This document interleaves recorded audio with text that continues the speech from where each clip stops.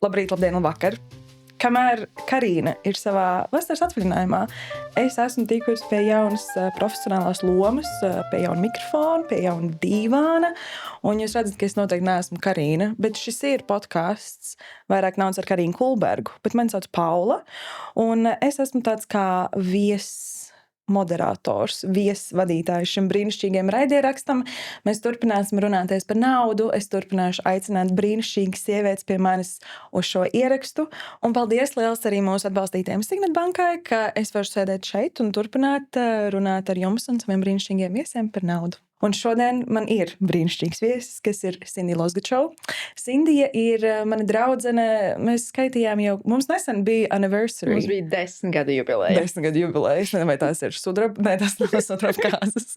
Kaut kādas kāzas tās ir, bet Sindija arī ir influencers. Sindija arī sāka visu savu karjeru ar YouTube. Čau, Sindija! Čau, tas ir Sindija. Šis ir ikoniskais Sindijas sveiciens. Arī man ir prieks, ka tu šeit esi. Paldies! Paldies! Bet šodien mums būs interesanta saruna. Es ceru, ka mums būs interesanta saruna. Man jau šķiet, ka mēs vienmēr mākam jepot un mēs mākam aizrunāties, bet vai mēs mākam runāt par tēmu, to mēs šodien noskaidrosim. Bet, Sindija, man šķiet, ka mūsu draudzībā mēs diezgan brīvi runājam par naudu. Mēs īsti nekautrējamies no tā. Varbūt mēs īsti nezinām, cik katra no mums pelna, bet naudas tēma ir diezgan bieži mūsu sarunās. Vai tev ar visiem ir ērti runāt par naudu? Es teiktu, ka jā. Un vai tā ir bijis vienmēr? Nē. Es sāku pati runāt, man liekas, brīvāk par naudu, jo es gribēju dzirdēt vairāk no citiem par naudu. Un tad es sapratu tajā brīdī, ka es vairāk stāstīšu kā man iet finansiāli. Varbūt pretīm sēdošais cilvēks arī pastāstīs par sevi, jo man liekas, ne visiem tā ir sanāk tik brīvi runāt par. Jā, man šķiet, mums ir daudz kaut kādu aizspriedumu vai kaut kāds kauns, vai kaut kāda nedrošība, jo nedod Dievs, es tagad pateikšu tur, jā, man iet labi ar naudu, vai man iet slikti ar naudu, un kāds kaut ko padomās, bet kas bija tā interese, kādēļ tev interesēja citu attiecības ar naudu? Zināt, Kāra.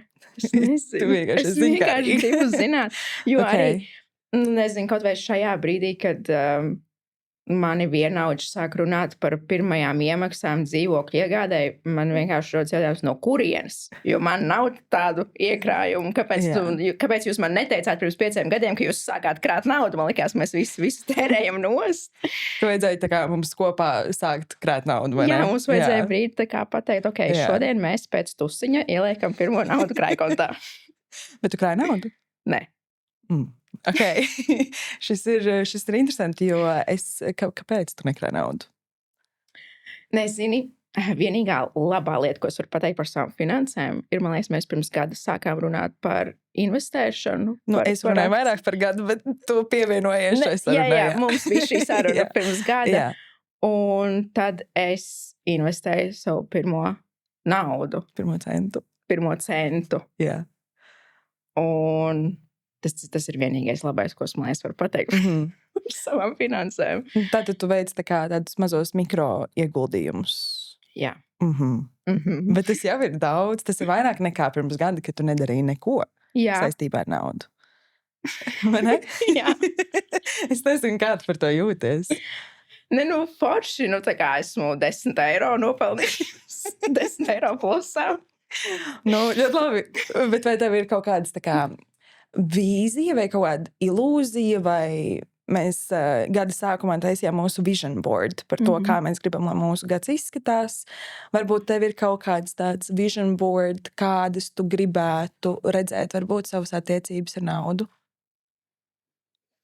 Let's manifest. Manā vision boardā bija quotes, ask for more, the universe is not on a budget. Tas ir tas, kā es vēlos. Okay. Tad tu vēlies jautāt vairāk? Ar cerību, ka saņems vairāk.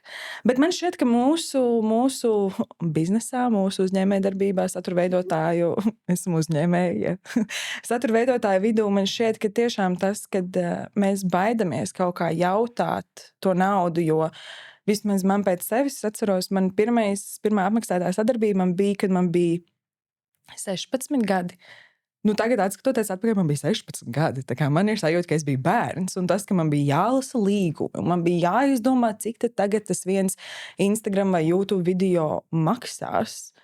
Tā nav, manuprāt, viegla lieta, ko izdarīt. Kas ir, kā tu uz to skaties? kā tu izdomā? Vai tas, ka tu runā ar citiem, tas tev palīdz noteikt savu kaut kādu cenu, un kā tu jūties par to, ka tu dienas beigās esi tā, no kuras ir atkarīgs tas, cik tu daudz nopelnīsi? Zini, es arī atceros, man liekas, man arī ap 16 varētu būt, kad tā kā ienāca pirmā sadarbības nauda. Es atceros, tad vēl bija jāprasa mammai, lai viņa parakstītu līgumu, un tā nauda gāja uz mammas kontu, jo es nevarēju saņemt šo naudu. Un man nav ne jausmas, kā es izdomāju tās summas, vai kā es vispār nonācu līdz tam. Man šķiet, ka kaut kādu tādu saprašanu varbūt radīju. Es vēl joprojām dažreiz šobrīd prasu, tā kā, kāds ir jūsu budžets? Cik jūs man gribat maksāt? Jo tajā brīdī, kad, man liekas, mēs pasakam savu cenu kā influenceris, tas izšķir, vai tu dabūsi to naudu vispār, vai nedabūsi. Un tā ir konkurence. Un šobrīd vēl jau vairāk ļoti populāri ir veikt milzīgas cenu aptaujas, pirms kāds vispār tiek izvēlēts kampaņai, nevis tevi izvēlās tādēļ, ka klientam patīk tava personība. Un... Nu jā, ka viņi skatās varbūt bieži vien uz to izdevīgo kaut kādu momentu. Bet tāpat laikā tu gribi pajautāt vairāk un tu gribi nopelnīt vairāk. Un vai tev ir bijusi sajūta, vai tev ir bijis moments, ka tu esi pajautājis vairāk un tu tiešām dabū to vairāk? Jā. Un tā ir forša sajūta. Tā ir ļoti forša sajūta. Un tad man liekas, varbūt es varēju vēl vairāk prasīt. Vai ne? Bet tad es pajautāju tā kā savu, zini, vidējo cenu, un man atsaka, un es domāju, ārprāts, cik tad pārējie prasa, jo man liekas, ka mēs vairāk sākam domāt par to, ka man jāprasa mazāk, lai man izvēlētos, piemēram, man bail, ka influenceru tirgus vienkārši nositīs visu vidējo, ko ekspektēs sadarbību partneri maksāt mums, jo mēs visi gribam izkonkurēt, un tad mēs sākam prasīt varbūt mazāk, lai mūs izvēlētos. Jā, tā ir ļoti tāda šaura līnija. Es ļoti saprotu, par ko tu runā, jo es ļoti bieži, manuprāt, es esmu ļoti daudz sadarbības pazaudējis tikai tādēļ, ka es iespējams esmu pajautājis vairāk nekā kāds cits, kuram potenciāli ir lielāks pienesums sadarbībai, bet tāpat laikā es šajā esmu tāpat kā tu 10 gadus, un man šķiet, ka, tas nav gluži tā, ka tur ir ieguldīta diena, lai izveidotu to, kas tur ir, vai ne, bet manuprāt, jā, tā naudas prasīšana, un es nezinu, šobrīd tev ir viegli runāt ar draugiem par naudu, bet vai tavā ģimenē vecāki runāja par naudu? Vai nauda bija tēma, ar kuru tu biji pazīstama, kad tu biji bērns? Vai tu atceries kaut kādus momentus par to? Jā. Es atceros no bērnības tikai vienīgi vienu lietu par naudu, ka naudas nav un ka naudas nebūs. Un domājot par šo tēmu, pagaidi, stulbu teikumu padarīs. Let's redo vēlreiz. Es nezinu, ar ko lai sāk, jo es zinu jau jautājums, ko tu tā kā man atsūtīji, ko tu gribi, lai sāku. Sāc ar to, kad vai tev vecāki runāja par naudu? Manā ģimenē runāja par naudu, bet vienīgais, ko es atceros, kas tika runāts par naudu, ir tas, ka naudas nav un naudas nebūs un vajag naudu, bet naudas nav. Un mēs pirmīt prasīja par vision boardu, manifestēšanu, un kas man liekas ļoti jocīgi, jo kamēr man tika teikts, ka mums nav naudas, man tika arī stāstīts par to, ka nevajag teikt skaļi to, ko tu negribi, lai piepildās. Kas principā ir manifestēšanas pamatprincips. Jā. Un tad es zinu, ka es šobrīd, cik vien es spēju apzināties, kad man nav nauda, es cenšos sevi izlabot. Tā kā pateikt, man ir nauda, bet man nav tik daudz naudas šobrīd, vai man ir nauda, bet es varbūt nevaru to šobrīd nopirkt. Un es cenšos neteikt sev skaļi, ka man nav nauda, jo tas ir tā kā kādam ir kontā varbūt pāris tūkstoši, un viņam būs tāds, man nav nauda, vai kādam tiešām ir 2 eiro kontā, un viņš teiks, ka nav nauda, bet tev ir nauda līdz tev ir 0. Es teiktu, teorētiski. Teorētiski.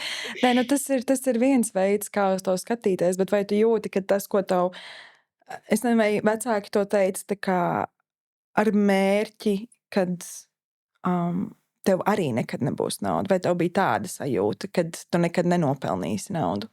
Jā, bet šeit ir 2 aspekti. Viens, man liekas, ir, jā, kopumā man tika radīta tā sajūta, ka nav nauda, un mums jau nekad nav bijusi ģimenē nauda, un tam ir tāds, nu man arī nebūs nauda, bet es biju ļoti bēdīga par to. Tā kā, tīpaši, ka tā kā, es nezinu, tur braucu ciemos pie draudzenēm, kurām ir turīgas ģimenes, un tad es stāstu, mēs tur ar kvadricikliem braukājām un to, un batuts, un viss pārējais, un man nekā no tā nav, un tad tā kā man teica, nu jā, tev jau tā nav, mēs tev tā nevaram, un man tika visu laiku iesāc tas, ka mums nav naudas. Es nedomāju, ka tas bija apzināti. Vienkārši mani audzināja vecmamma, nevis mamma un tētis. Un man liekas, tur arī jāņem vērā tas, ka pie vecuma, man liekas, cilvēki ir tā kā jau bišķiņi padavušies, un viņi ir nodzīvojuši to savu dzīvi bez naudas. Tad viņi nevar iedot man vairs cerību, ka man būs nauda. Un tas ir tāds jau pesimisms, jo cik ilgi tev var tā kā iet grūti. Un vai tas šeit, ka tev tas, tad, kad tu sāki pati pelnīt pirmo savu naudu ar Instagram un sadarbībām, vai tu jūti, ka kaut kā tas pesimisms ir arī saglabājies tevī iekšā, vai? Nē, tieši otrādi, man liekas, šobrīd ir tāds, ak, Dievs, es tā kā pierādu pretēji, un es esmu spītīga un stūrgalvīga, man liekas, un tas man tā kā baro vēl ne tikai manu kontu, bet arī manu to sajūtu, ka man teica, ka man tā kā nebūs nauda, ka mums nav nauda, bet man tagad ir nauda. Tas, man ir nauda. Jā, un vai tā ir sajūta bijusi, vai tev ir bijusi kaut kāda lieta, šis pesimisms, tu centies tā kā apzināti mainīt to, kad tu mēģini sev stāstīt to, ka nē, ka man ir tā nauda, bet vai ir bijis vēl kaut kas, ko tu esi mēģinājusi pārmācīties no tās kaut kādas bērnības vai no tās lietas, ko vecāki ir iedevuši līdz būriņā? Es šobrīd mēģinu, varbūt, labi, nemēģinu, bet gribētu mēģināt.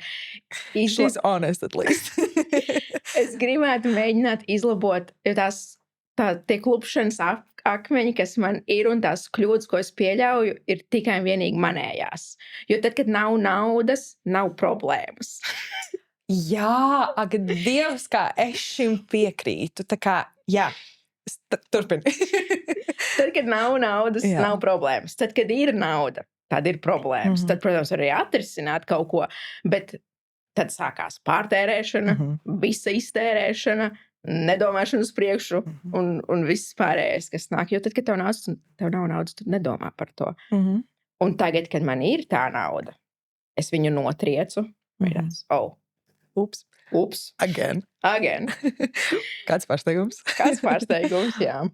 0 pārsteigumu, godīgi sakot, bet es pati esmu izveidojis sev tās problēmas, un man nav bijis, es nezinu kā, vienīgā problēma, ko es zinu, kas ir, kad nav naudas. Un tad man sākās iekšā tās, ak, Dievs, izdzīvošanas instinkts kaut kāds ieslēdzās. Bet tad, kad ir nauda, tad es nezinu. Jā.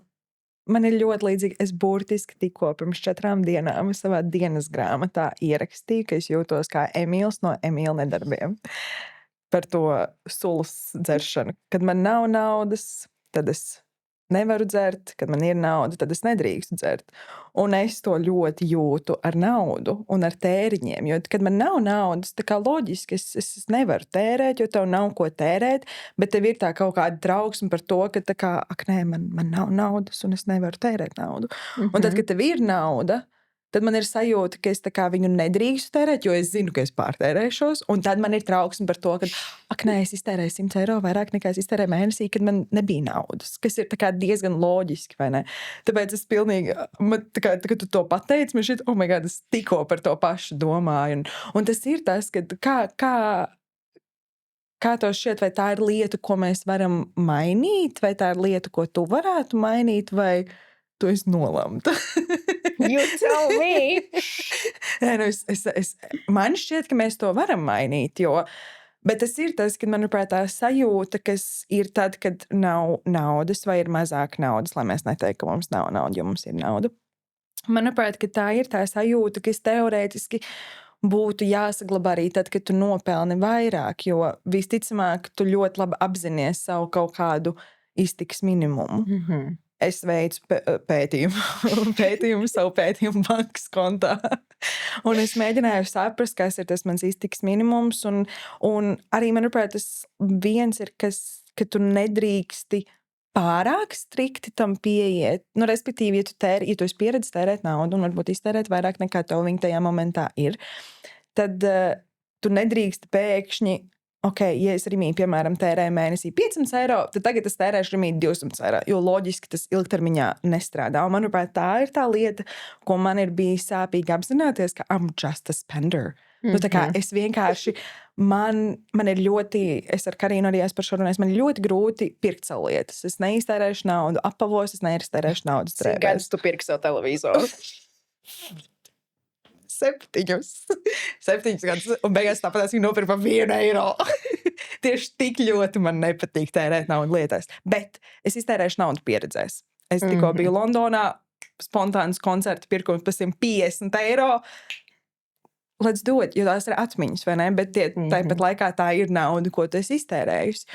Un tad, kad es veiktu savu pētījumu par savu iztikas minimumu, es nemēģināju sev pārāk ierobežot, jo es gribēju to realitāti saglabāt. Un tad tu apzinies, kas ir tas iztikas minimums ar tādu plus mīnus kaut kādu robežu pāri vai robežu zem. Un man tāpatās ar to pat, ka es zinu, tā trauksme turpina kaut kur sakot līdzi, jo es zinu, kāds ir mans iztikas minimums, bet katru mēnesi es tāpatās iztērēju vairāk kā savu iztikas minimumu. Un tad tev ir tas jautājums, kad am I the problem? Jo man šķiet, ka es esmu problēma šajā visā tāpatās, kā tu to saki, kad kaut kur tie mūsu tēriņu paradumi ir samiksējušies. Man šķiet, man arī kaut kas tas nāk no bērnības. Varbūt man bija otrādā, kā tev bija.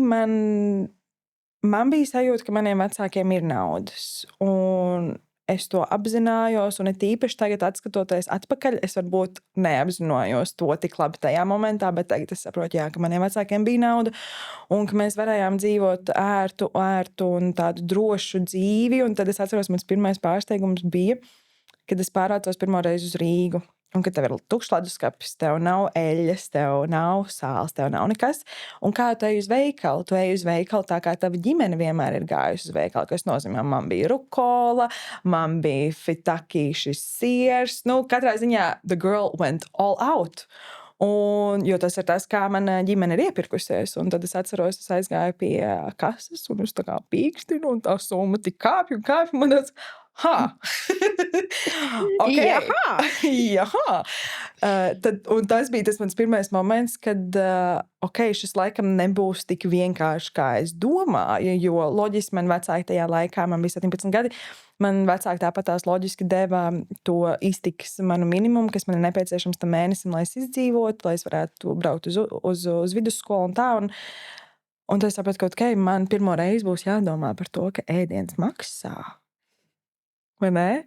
Un tā ir tāda lieta, manuprāt, par ko tu, diemžēl vai par laimi, bērnībā nedomā, jo tev par to loģiski nav jādomā, jo tu esi bērns, un man bija paveicies, ka vecāki bija tie, kuri varēja uzturēt mūs tajā momentā, man par to nebija vispār jādomā, bet tad tas pirmais reality check ir tāds, tos papīrs arī maksā, un veļas pulveris maksā, un tam es vēl joprojām neesmu tikus pāri, man riebjas tās dienas, kad tev mājās beidzas visu kopā. Kad beidzas veļas mīkstinātājs, pulveris, tolts papīrs, nedod Dievs vēl kaut kāds micelārais ūdens vai zobu pasta. Un tad tu aizēji uz veikalu un tu vienkārši atstāji savu minimālo iztiku. Bet tas tāds, manuprāt, tā atdalīšanās no vecākiem un tāda sarežģīta. Tu teici, ka tu gribētu, vai tu gribētu ieguldīt vairāk? Ja tie, zini, plus 10% būtu kādam 1000 vai 10 000, ko es būtu ielikusi, tad jā. Bet kur man ir tā nauda, ko ieguldīt? Zini? Es zinu. Bet vai tev nešķiet, kad mēs varētu, ja, piemēram, man ieguldījumos aiziet konkrēta summa katru mēnesi, kas ir kā automātiskais maksājums. Vai tev šķiet, ka es jūtu, ka tā nauda pazūd?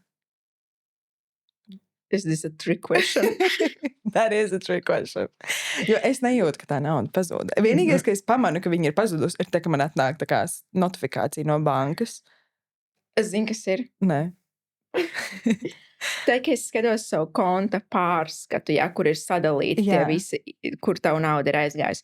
Man nepatīk tā sadaļa, tur financial, kā viņš saucās, es nezinu. Jo man tur karšu maksājumi, uzturēšanas iedzem tās sadaļas, un tad man tā sadaļa vienkārši nemieko sensu. Es saprotu, kur ir tā kā par īri, kur ir par ēdienu, par iepirkšanos, health. Man liekas jocīgi, ka man ir izdevumu sadaļa finansēs. Jā, ka tu tā kā tērē naudu, lai potenciāli iegūtu naudu. Tādu to domā? Jā, man liekas, ka man vajag paturēt to naudu. Nevis, ka man viņa parādās, ka es viņu esmu iztērējusi. Wow! Šis ir ļoti labs punkts, par ko, manuprāt, daudz īstenībā, tā kā mēs visu laiku runājam, par to ieguldīšanu, mēs runājam par kabatiņām, kā tur krāt kaut ko, bet dienas beigās, tā ir tā tava nauda, ko tu potenciāli, ja tev ir moments, kad varbūt tev ir mazāk naudas, ko tu potenciāli varētu iztērēt, lai nopirktu veļas pulveri, tu viņu teorētiski atdod nekurienē, tāda tev ir sajūta. Jā, jo man tas lielais liekas tā kā tērēt slikti, tā kā mīnus ir slikti, plus ir labi. Okay. Un tad tev sanāk darīt to mīnusu tajā brīdī, kad tu... Un tu tā kā teorētiski neko neiegūti, tā kā tu neko nenopērci. Tev nav nekas... Es tikai iztērēju atkal naudu. Jā, bet tāpat laikā tu redzi, ka tev ir tie plusiņi. Nu jā, pēc gada. Man vajag tagad. Ok, tad tev ir tā kā spend all, earn all, now. Ok, tad tev nemierina tā doma, ka ja tu potenciāli darīsi to ilgāk vai regulārāk, tad interesanti. Iedod man citu aspektu, kas man pārliecina. Citu aspektu. Honey, I've tried it all.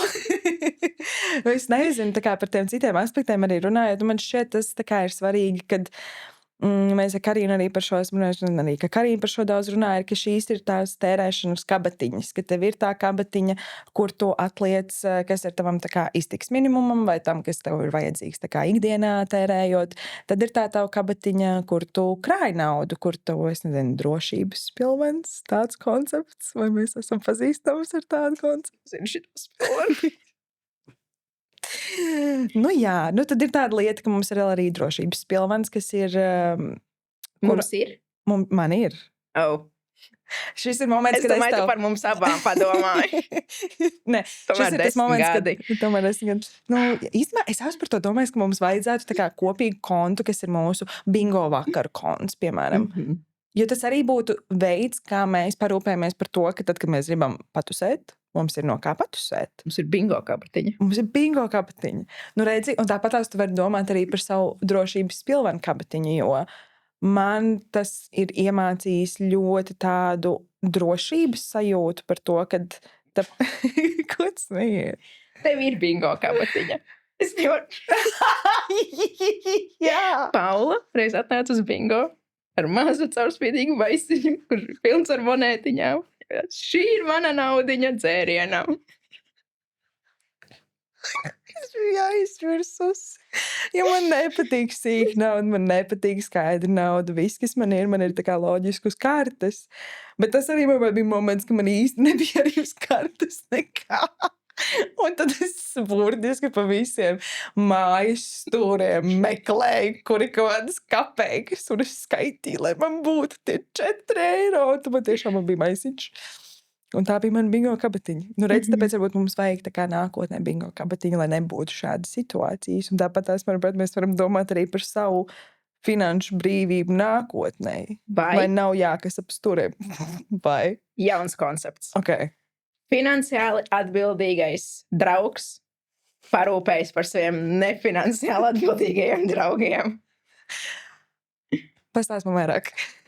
Tātad tev ir pieeja manam kontam. Wow. Un tu nezinot man ieguldi naudu, liec krājkontā, tais man drošības spilvenu, bet es par to nezinu. Un es to nepamanu. Tad tu gribi, lai es izdaru visu darbu tavā vietā? Jā. Nē, ne tikai tu, tas nebija tā kā, mums nav obligāti jāpilst šis koncepts, vienkārši piedāvājums. Piedāvājums. Biznesa ideja. Nē, ļoti slikta biznesa ideja, manuprāt, es nemelošu.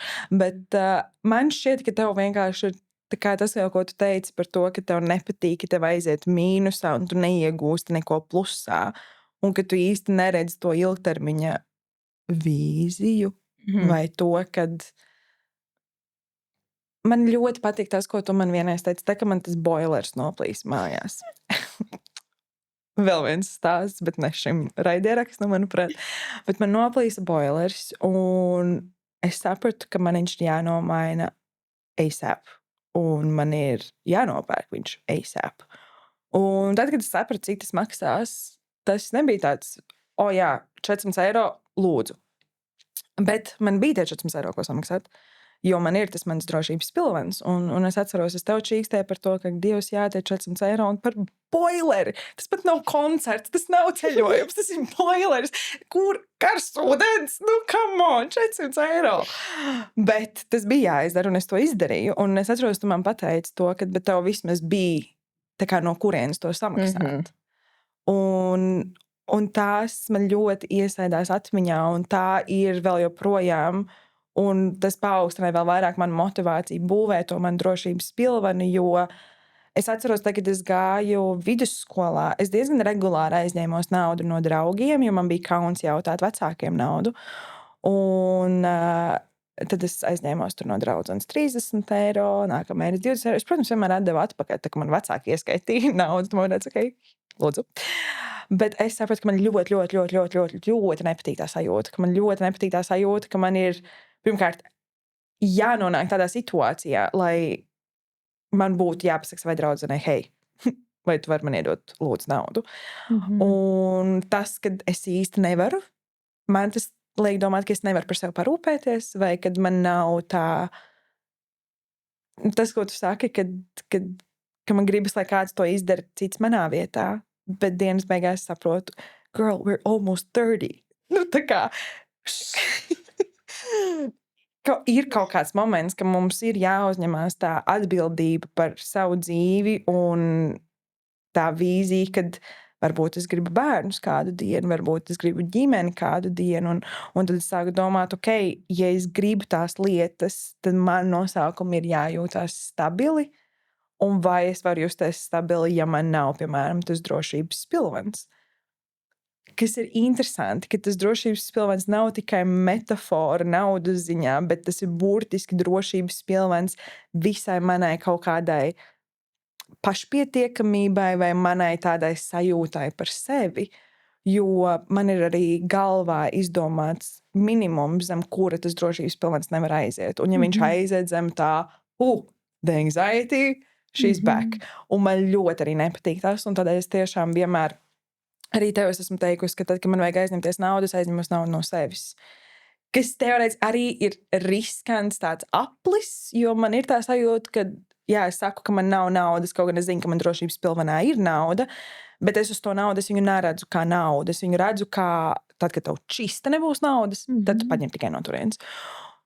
Bet tas ir ļoti bīstami, jo bet man kaut kā ir laikam, es nezinu, kurā momentā tas notika, bet kaut kā es ļoti strikti arī vienmēr atlieku to naudu atpakaļ. Ka es burtiski aizņemos, jo es zinu, ka viņi nedrīkst aiziet zem konkrēti tās kaut kādas vienas summas, Un, ja viņa ir zem, tad man ir jādara viss iespējamais, lai es tā kā viņu dabūtu atpakaļ virs tās. Un tas nekas, ka pēc nedēļas gan jau es izņemšu atkal ārā, kaut ko viņa atkal būs zem tās summas. Bet vismaz kaut kādu momentu viņa ir bijusi tur, un tad tas man liek justies daudz drošāk.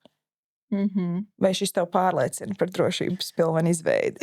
Jā, man tikko nāca daudz domas. Pirmkārt, tā kā pie tā, kur es teicu, ka vismaz tev bija no kā ka tev ir tā nauda, ko paņemt, jo tas ir drausmīgi svarīgi. Jo es esmu tā kā daudz reizes dzīvē piedzīvojis, kur tā kā ir kaut kāda pēkšņās lietas, nezinu, kaut vai pagājušo gadu manam sunim pēkšņi vajag operāciju, 400 eiro. Man nav. Un tad, paldies Dievam, man mamma var samaksāt par to. Un ka tas drošības pilvens, zinu, ko es sapratu? Mans drošības pilvens ir mana kredītkarte. Tāpēc man nav drošības pilvena, jo es savu kredītkarti izmantoju kā drošības pilvenu. Man žēl, ka te nav Karina. Bet, jā. Bet kāpēc tev ir kredītkarte? Man liekas, ka es paņēmu kredītkarti. Es neatceros. Es arī ne. Es atceros konceptu, ka tu man stāstīji pirms gada. Vairāk. Pirms jau kādiem 3 gadiem. Bet mēs kaut kad diskutējām par šo, manuprāt, kredītkartes nav populāras. Latvijā. Jā. Cilvēki, un viņām arī, es domāju, nevajadzētu būt populārām. Iespējams, bet man liekas, tā kredītkarte ir man izglābusi. Ir tīpaši tāpēc, ka man ir tik neregulāri ienākumi, un es nekrāju, ja man vienā mēnesī ienākumi ir 0 un nākamajā vairākas nulītes. Tad tajā brīdī, kad man nav iekrājumi, tad es zinu, ka es nākamajā mēnesī varēšu atmaksāt to, man nav liela tā kredītkarte, tā kā es zinu, ka es viņu vienmēr varēšu atmaksāt atpakaļ, jo viņi nav bezlimita. Tad es varu tajā 0 ienākumu mēnesī samaksāt ar kredītkarti, un nākamajā, kad man ienāk, es atmaksāju atpakaļ. Tas ir tā kā drošības pilvens. Es nezinu, kā es būtu izdzīvojis, godīgi sakot, tagad domājot bez tās kredītkartes visu šo laiku. Nē, tas šķiet loģiski. Man arī šķiet tā kā laba tā tava doma, kad varbūt nepārtērēties, bet kādu novelc robežu ar to, ka tev ir tā kredītkarte? Piemēram, es nezinu, tu redzi, kad, piemēram, tev nav tik daudz naudas, lai, es nezinu, kur tev patīk tērēt naudu? Tev patīk arī ceļojumi, tev patīk koncerti, tev patīk arī pieredzes, vai ne? Piemēram, ir tev mīļākā mākslinieka koncerts, bet tev nav tās naudas. Vai tu nopirksi to biļeti pa kredītkartes naudu? Ok. Es tev uzzīmēšu līniju, zīmējumu. Okay.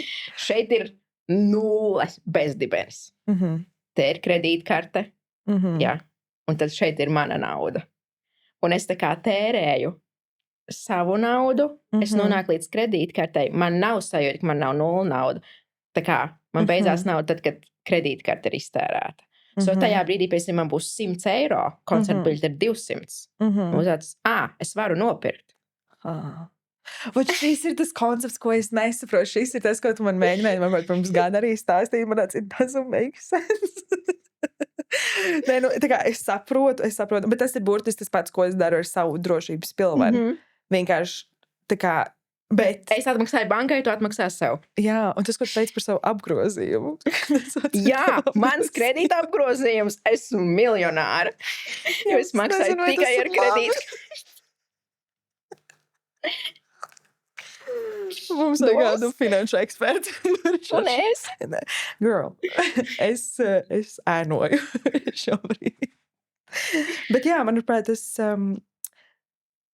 tas, ko man gribētos to novēlēt, laikam, ir lēnām sākt veidot varbūt to drošības pilvenu kaut kā tās kabatiņas. Jo tiešām tās kabatiņas, tam nav jābūt 100 eiro. Tas ir, piemēram, es sāku to trenēt. Tev arī nāk sadarbība nauda citā bankā nekā, kur tu tērē, vai ne? Lūk, un tas, ko es darīju, man bija manu kabatiņu konti tur jau saglabāti, un es biju pierakstījusi pie katra, cik procenti man ir jāaizskaita uz katru. Piemēram, viena kabatiņa man ir prieka kabatiņa, kurai ir gājis ļoti grūti pēdējā laikā, jo man nebija ko ielikt prieka kabatiņā. Jo tur ir tas, ka tev ir tās kabatiņas arī sadalīts pa prioritātēm. Tev ir tas, ka man svarīgākais mans drošības pilvens, mans otrs krājkonts un kuras iegulda naudu. Un tad ir prieka kabatiņa, vai ne? Protams, man ir jāsamaksā savu algu, loģiski, savu 5 kabatiņas. Pirmais, ko es daru, es samaksāju vispārējās kabatiņas, un tad, kas paliek pāri, ir tas, ko es tērēšu. Man, piemēram, aiziet 25% manā drošības pilvenā, 10% tajā, kuras gribu tērēt, ļoti maz procentu tajā, kuras ieguldu, un 10% manā prieka kabatiņā. Tad tas nozīmē, mēram 50% varbūt, ja es varu, tad es tā kā atdodu pa citām kabatiņām. Un tad pārējais paliek man. Protams, es tos skatos pēc situācijas. Ja būs tā, ka man nav naudas un man to 50% vajag šobrīd, lai tā kā aiziet uz veikalu, tad loģiski es paņemšu to naudu vairāk sev, bet es tāpatās vienmēr katru reizi mēģināšu kaut ko ielikt kādā no kabatiņām. Tie var būt 5 eiro, tie var būt 10 eiro.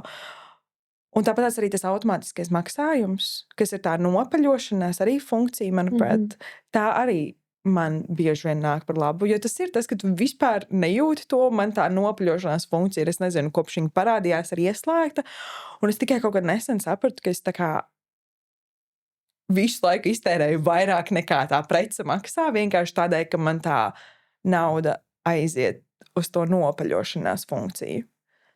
Bet atgriežoties uz mūsu to jautājumu par to, kad lielāki ienākumi potenciāli nozīmē lielāki tēriņi. Bet es esmu dzirdējusi to, ka cilvēkiem šķiet, ka jo lielāki ienākumi, jo ir tev lielāka drošības sajūta.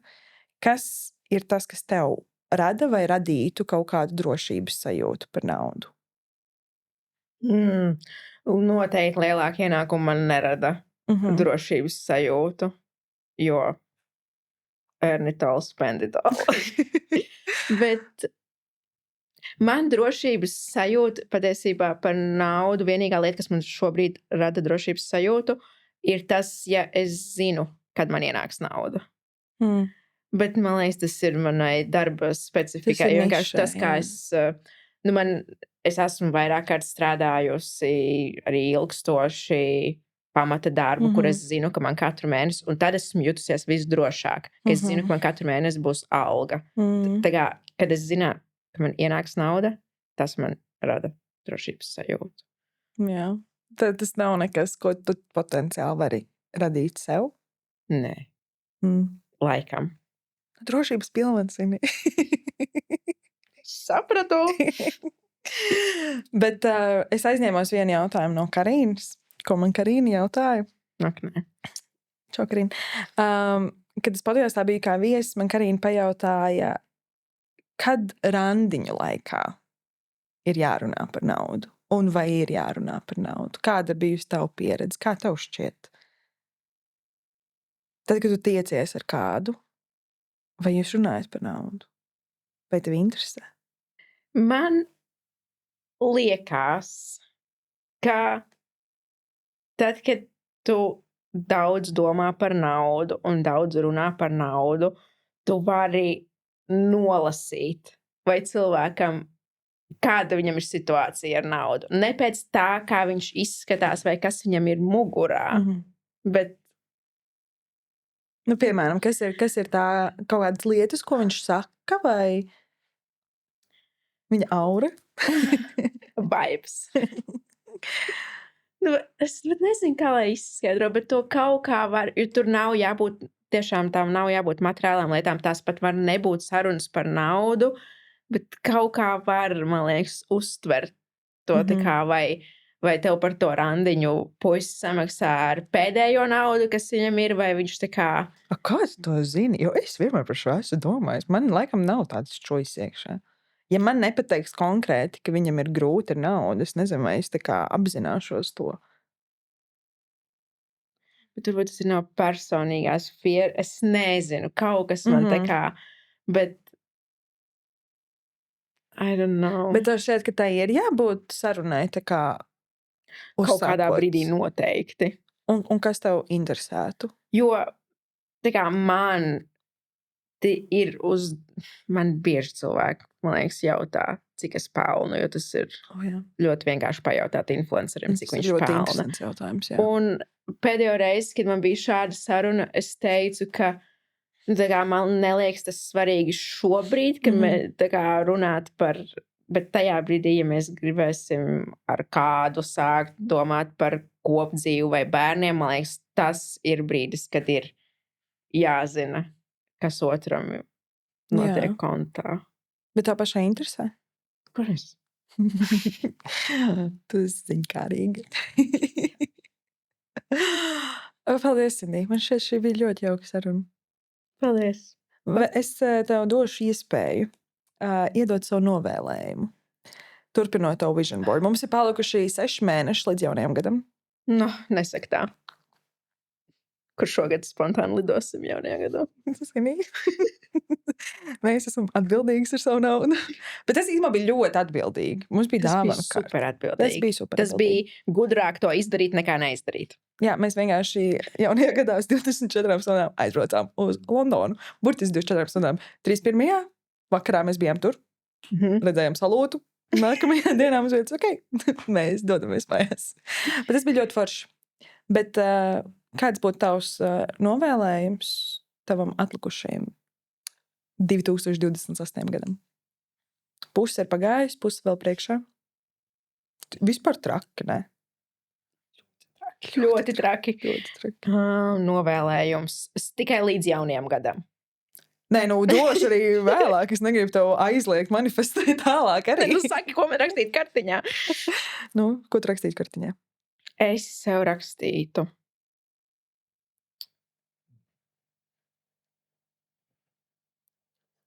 Let me think.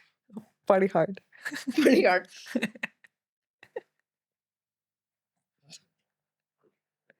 Nu. Es sev novēlētu līdz gada beigām. Zini, pareizā atbilde būtu, novēlu savu drošības spilvenu. Nē. Tev ir jādara tā, kā tev šķiet, ka tev ir jādara.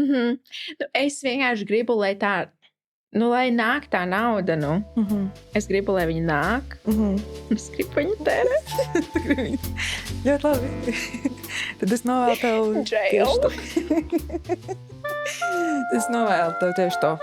Un tad jau tiksimies bingo. Tikamies vakarā.